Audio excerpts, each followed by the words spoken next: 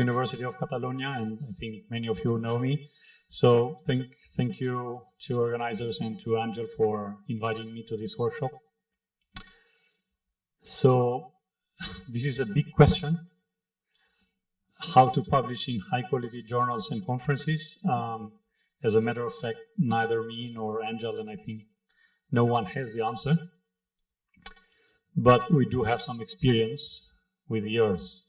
So we thought it would be useful to give you some suggestions or recommendations and maybe some hints, especially for you who are at the early stages of the research, right?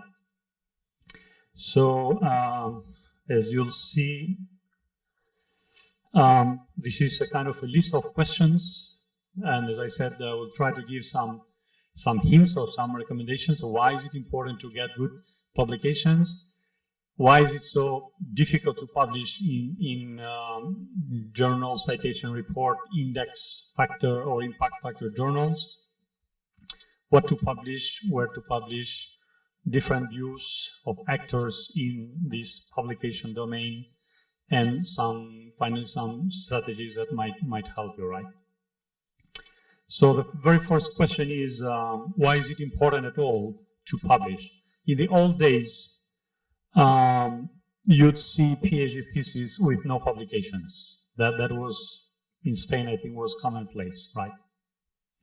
With the years, that trend has changed completely. So at the end of your PhD thesis, you not only have, some research outcome, but you have also some good publications. Actually, at WOC, you have this modality of putting together a few papers, and which is a compendium of articles, which is sort of the PhD, which is actually the PhD, right?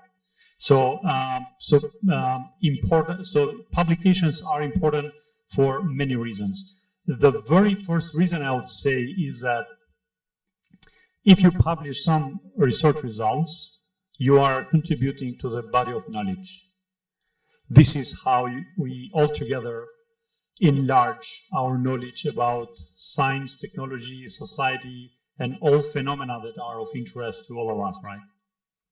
If you do some research in your lab, you don't publish it, you don't announce it, nobody will know about it except maybe you, your director, and a few other people. So the way that we enlarge this knowledge all together as a community, as a research community, is by doing publications, right? Now, this is maybe the reason why to publish, but publishing is also a kind of a badge, is your badge as a researcher. So if I receive an email from Angel asking me if I would like to participate in a research project, the first thing I'll do is maybe I'll go to Scopus or to Google and see what's the research profile of Angel, assuming that I don't know him. So the way I can go and know is through what he has published. So I look at the publication list, I look at how important is his publications, citations, etc., right? So it's really very important to make good publications. What do we understand with good publications? Those that are published in highly reputed journals, if possible, in Journal Citation Report or Web of Science, which is are the only core collection with impact factor.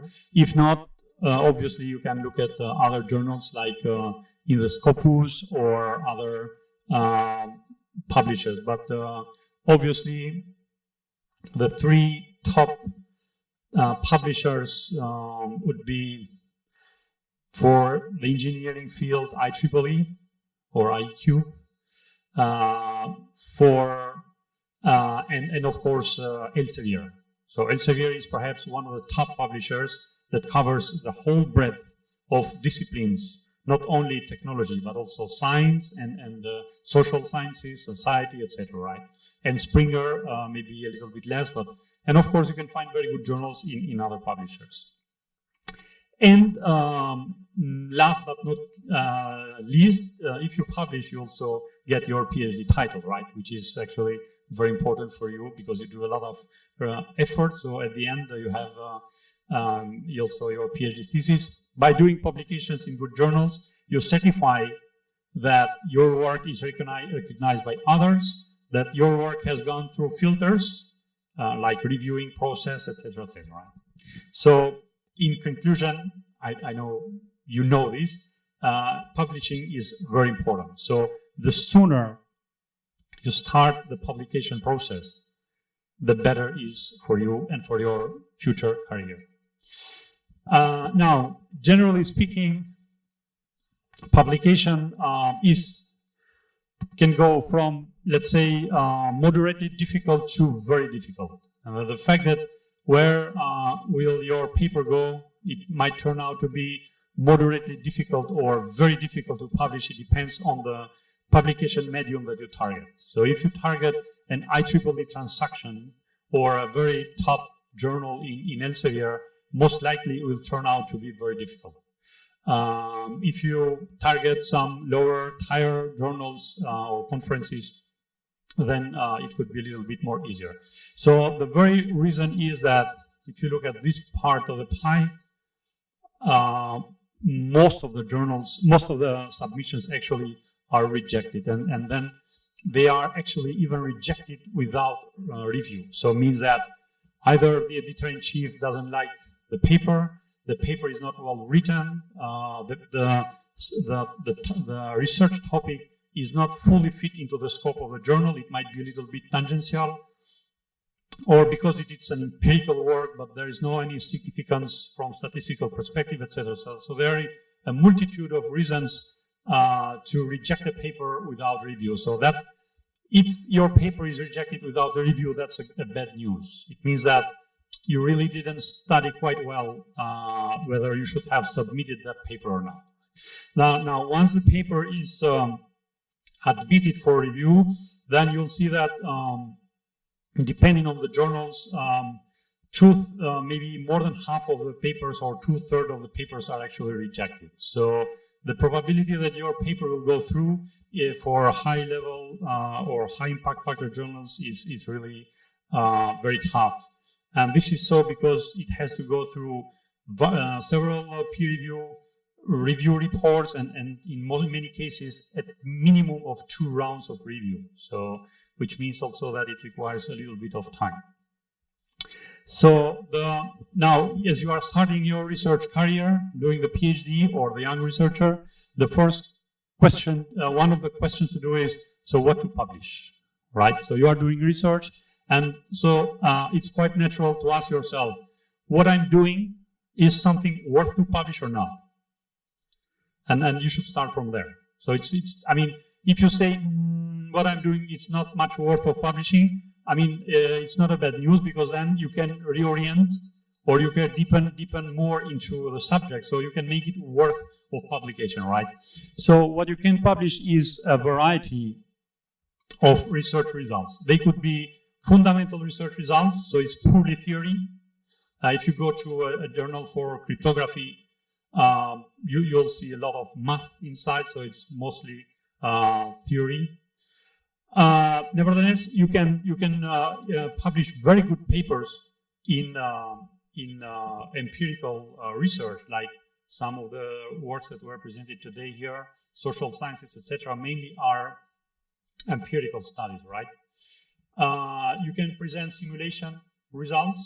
For example, there are very good conferences in simulation. So Winter Simulation Conference is one of them. You can present a new simulation model. You can change parameters or give new insights on an existing simulation model. You can make research on software, right? So there is one good news and one bad news. So the good news is that you have a variety of topics or domains where you can do research. But the bad news is that then, with so many possibilities, you have to make a paper that should be focused and topical. So one of the reasons that the papers are not accepted, that they say, this paper is not good for my journal, then so you make the paper so multidisciplinary that it doesn't fit in none of the journals that you'd like to publish it, right? So, I mean, the fact that you have many options doesn't mean that you can mix them without having a very well-sustained and reasonable scientific criteria, right? So at the end, you might see you can even have a paper which is a combination of theory, empirical study, simulation results. Many papers have these flavors, but you should find a balance so that you convince the editor-in-chief or the editorial board or reviewers that that paper really has something to tell to the community, right? Now, once you think that you have something that you can publish, the next question is where to publish it. And then I think you should start, everybody starts from this question. Is time an issue?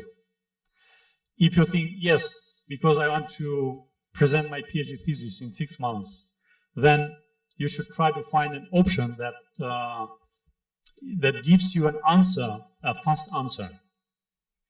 If you submit, for example, to Journal of Operation Research, the response time is not so fast. So it's rather long, right? If you submit to other journals like Computers in Human Behavior, it might take years, right? There are some other journals that take less. So it's a matter of time, yes. Then you try to find a journal that within the list of journals that you are interested, it will be the shortest time possible, right? And most importantly, find the right publication menu. Means you first, this is actually why I asked at the end of your presentations in the first turn, if you have, do you have any plan for publication? And do you target a journal first and then do the research? So are you doing reverse engineering or are you doing research and then you'll see where you publish it, right? Both of them are legitimate, right? But sometimes it's also helpful to see so what's the scope of the journal that you are interested in so that you can kind of present a paper that is fully fit on that journal. How you can find this? Well, you look at the journal. So here is, for example, the description of Journal of Heuristics. All of you that presented papers on or works on SIM heuristics. And it says literally that the Journal of Heuristics provides a forum for advancing the state of the art in the theory and practical application. So it means that it gives you the option to publish either theory or application or both, actually, right? For solving problems approximately that cannot be solved exactly. It means that don't try to submit here a problem that can be solved exactly, right?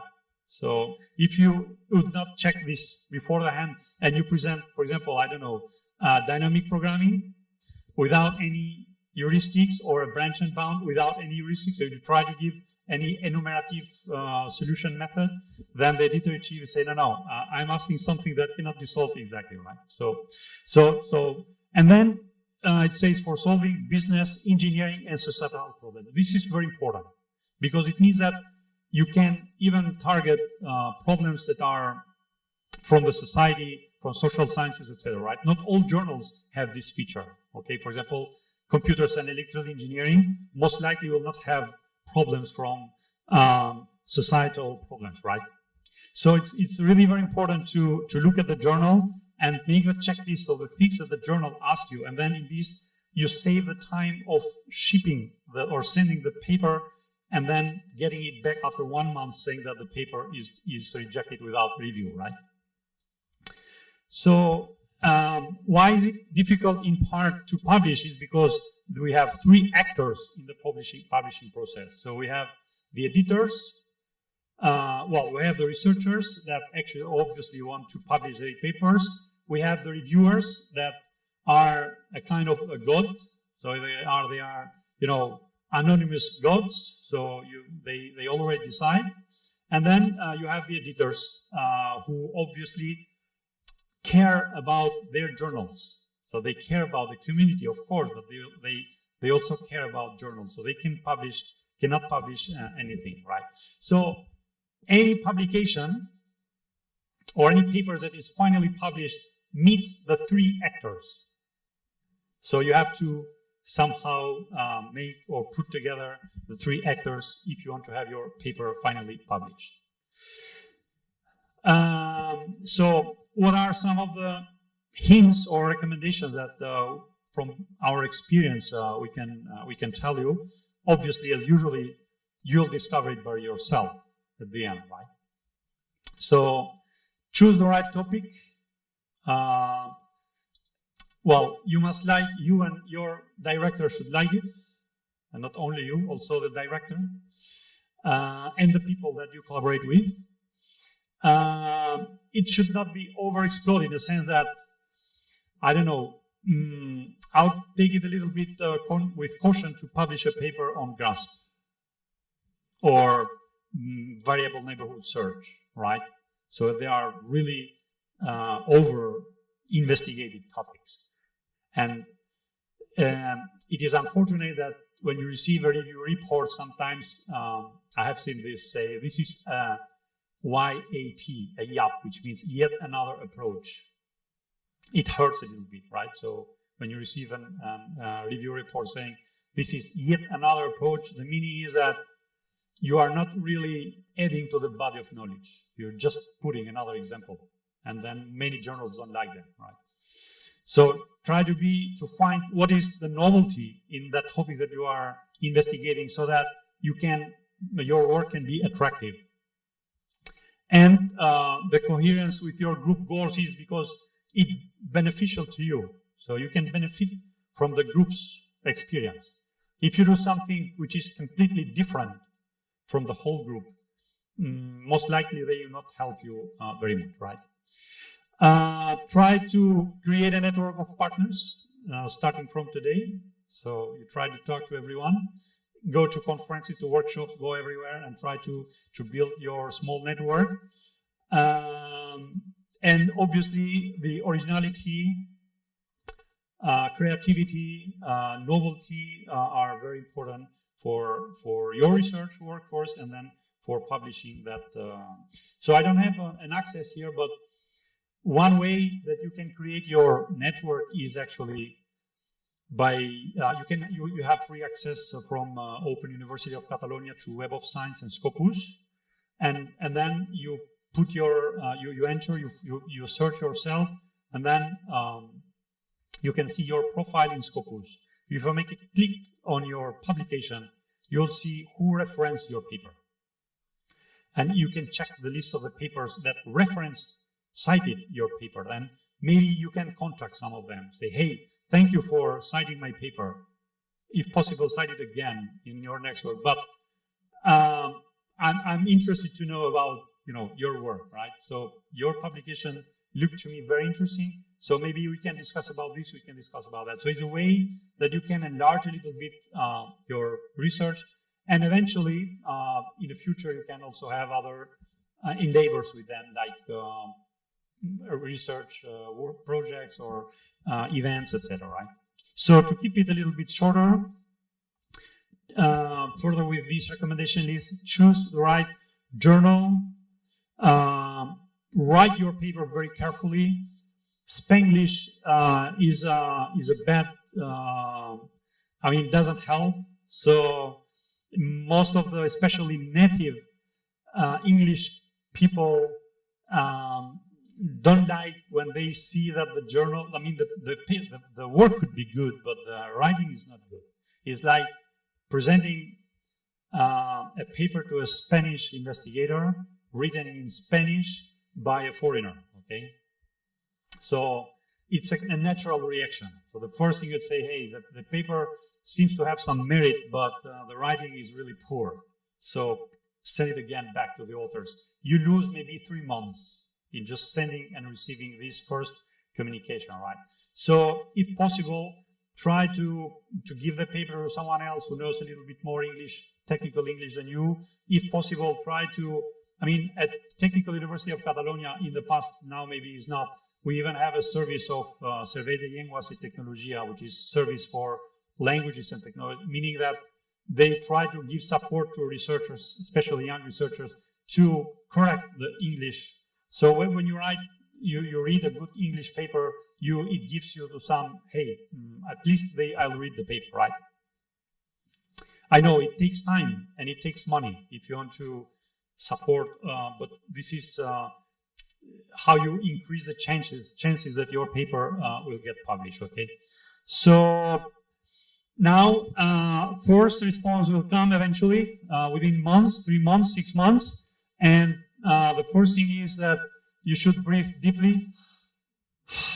All right, so and start reading what's the review report say, okay? Because you'll find a variety of opinions from people that say that this is a good work, and from others that say that the work has no merit, right? So then you should take it very, carefully to read all comments, and then try to find what really reviewers are saying about your work.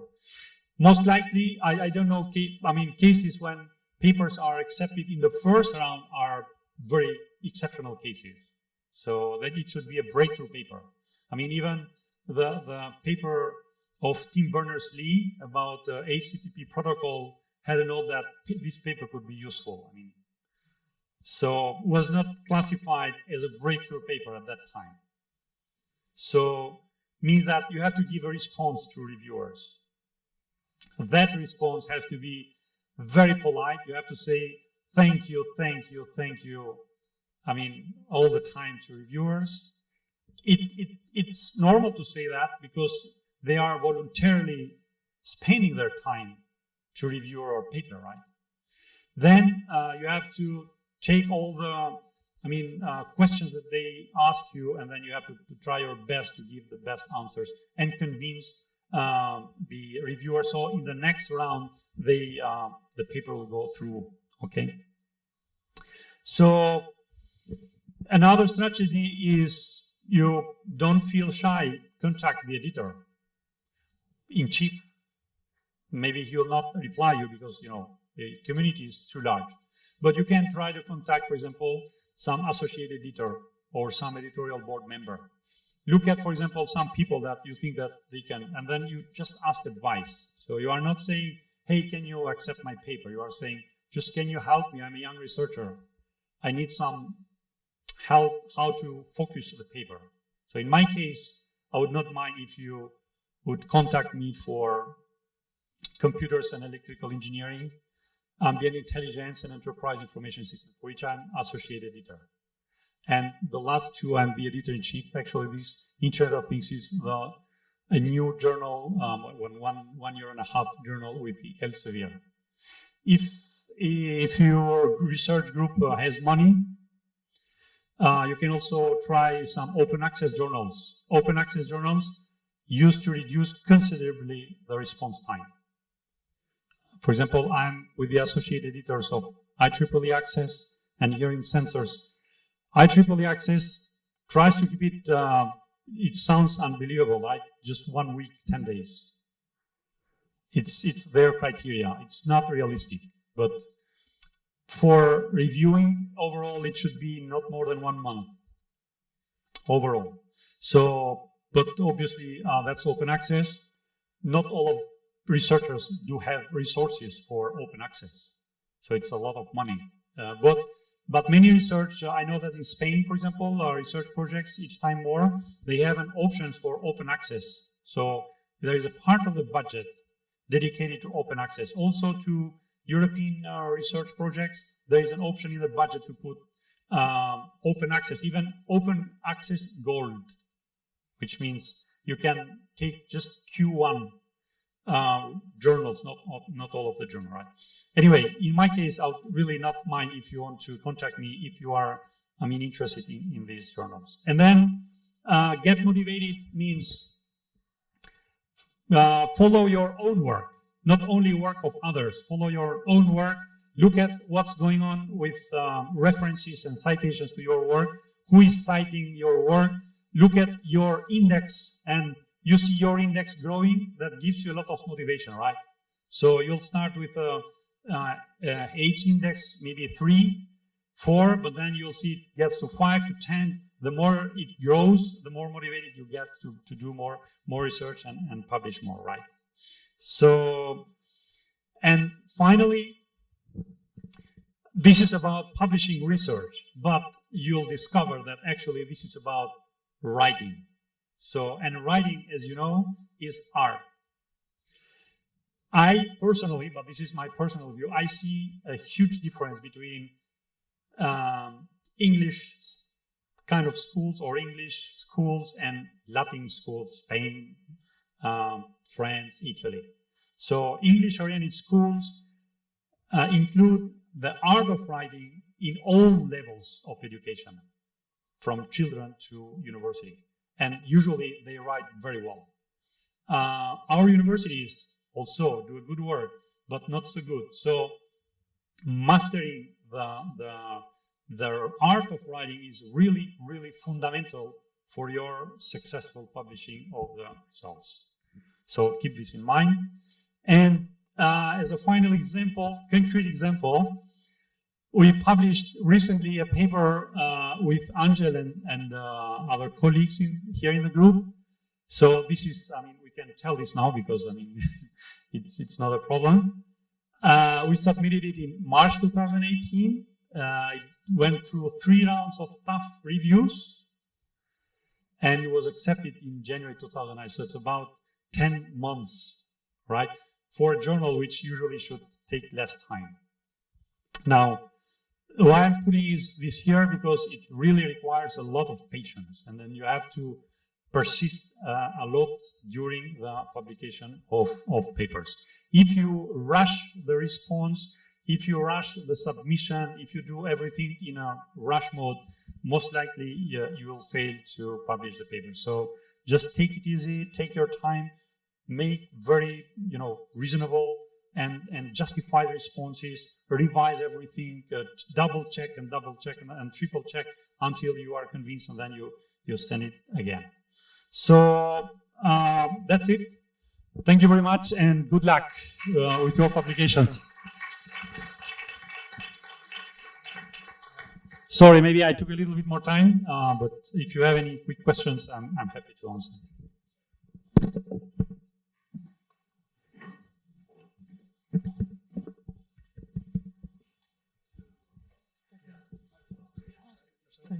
Thank you for your presentation. I think it's really useful for us in this stage.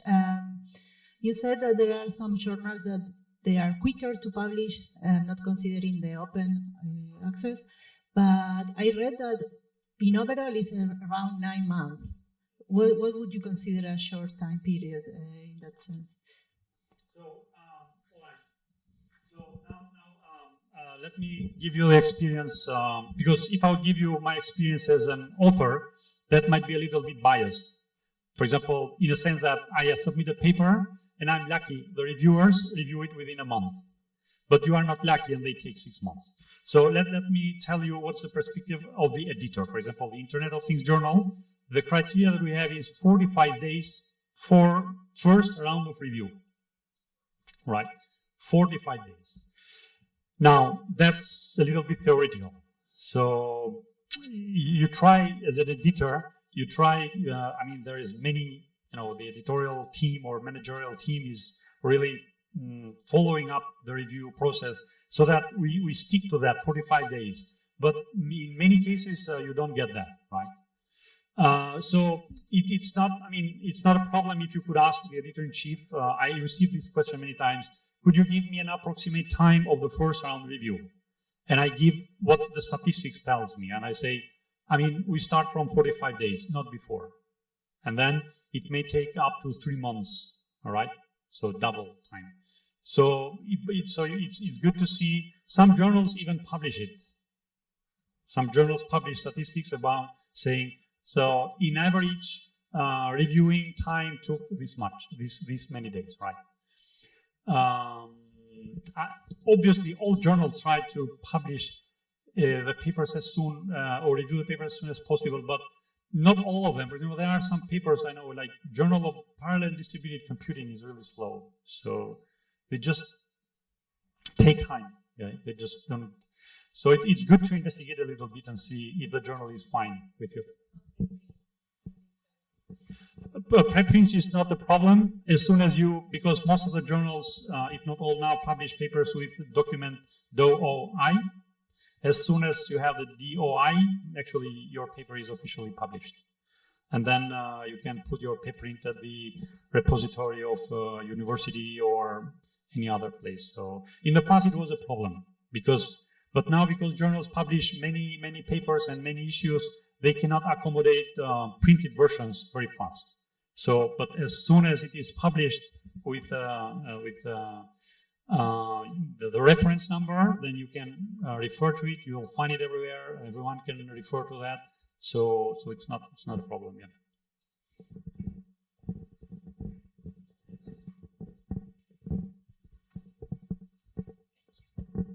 What are your thoughts about those journals that maybe are in the Q2, but recently has been in the Q1?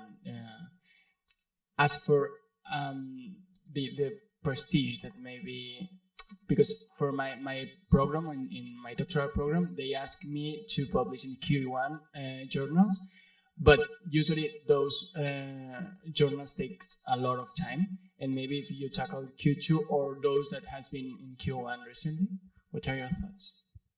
Well, I mean, for a young researcher, I would not recommend looking at Qs. Yeah. I would recommend looking maybe at the index as such. So it's good that your paper. I mean, what I'm saying is it would be good that you target a journal that is indexed. So it is in Journal Citation Report. But I would not recommend you to target the Q1, I mean, as a young researcher, because you may fail, you may lose time, you may enter, the more time you spend in publishing the paper, your paper loses a little bit of novelty and attractiveness. So the best thing would be that you distribute the strategies, right? So you try one Q1 and maybe 2 other papers, you send it to Q2, Q3. So, and look also, ask to your supervisor, because it depends also on the country. For example, in Italy, they have an organization of journals in tiers. Tier 1, Tier 2, Tier 3. They don't have Qs. So you may find, for example, in Q3, in the third tier, they have even Q1. For example, concurrency and computation, practice and experience is Tier 1 in Italy, which actually is Tier 3 in Journal Citation Report. So why is this so? Because the community in that country considers that that journal is fundamental journal for their research. At UPC, in the recent until the recent past, we also had conferencias and revistas notables. Okay, so journals and notable, distinguished or excellent conferences, right? So they were not guided by Qs, Q1, Q2, Q3, simply because the community considered that these journals were good for their research community. Now, with the time, I think UPC gave up because nobody was happy with that classification. So now, what really matters is the Qs, right? So at the end, the Qs are very important. But to start with, you better have a strategy that you distribute, you target different journals, and even why not? You may target journals that are not indexed. For example, for those who work on parallel processing letters is a very good journal. It's not indexed yet. I don't know why. So it's not, I mean, not everything should be indexed. So everything should be good as possible. And then you try to cover the whole spectrum. Yeah? Thank you, Professor Fatos. Now we are going to the lunch break, and I hope to see you here at 3 p.m. Thank you.